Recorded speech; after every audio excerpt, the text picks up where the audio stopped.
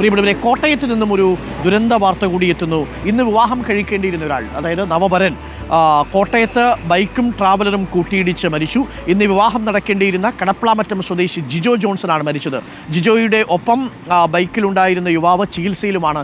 അഞ്ജന അനിൽകുമാർ ചേരുന്നു വിവരങ്ങളുമായി. Anjana, good morning Anjana. വളരെ വേദനിപ്പിക്കുന്ന വാർത്തയാണ്, കഷ്ടമായിപ്പോയി, വളരെ നിർഭാഗ്യകരമായ സംഭവം. ഇന്ന് വിവാഹം കഴിഞ്ഞ് പുതിയ ജീവിതത്തിലേക്ക് കാലെടുത്ത് വെക്കേണ്ടയാളാണ് ഈ ജിജോ. എന്താണ് സംഭവിച്ചത് ജിജോയ്ക്ക്? ഇന്നലെ എപ്പോഴായിരുന്നു ഈ സംഭവം നടന്നത്? കൂടെ ഉണ്ടായിരുന്നയാൾ ആശുപത്രിയിലാണ്. അയാളുടെ ആരോഗ്യനില എങ്ങനെയാണ് അഞ്ജന? അരുൺകുമാർ, ദാരുണമായ സംഭവം എന്ന് തന്നെ പറയേണ്ടിയിരിക്കുന്നു. ഇന്നലെ രാത്രി 10 മണിയോടുകൂടി MC റോഡിൽ കാളികാവിലാണ് ഇങ്ങനെയൊരു അപകടമുണ്ടായത്. ഇന്ന് വിവാഹം നടക്കേണ്ടിയിരുന്ന ജിജോ ജിൻസനാണ് ഈ അപകടത്തിൽ മരണപ്പെട്ടത്. കടപ്ലാമറ്റം സ്വദേശിയാണ് ജിജോ. ഇന്നലെ രാത്രിയോടുകൂടി സുഹൃത്ത് അജിത്തിനൊപ്പം ചില ആവശ്യങ്ങൾക്കായി പുറത്തേക്ക് ഇറങ്ങിയതാണ്. അപ്പോഴാണ് ട്രാവലറുമായി കൂട്ടിയിടിച്ച് ഇങ്ങനെ ഒരു അപകടം ഉണ്ടാകുന്നത്. ഈ അപകട സ്ഥലത്ത് വെച്ച് തന്നെ ജിജോയുടെ ജീവൻ പൊലിഞ്ഞു. ഒപ്പമുണ്ടായിരുന്ന സുഹൃത്ത് അജിത്തിനെ പരിക്കുകളോടെയാണ് ഇപ്പോൾ കോട്ടയം മെഡിക്കൽ കോളേജ് ആശുപത്രിയിൽ പ്രവേശിപ്പിച്ചിരിക്കുന്നത്.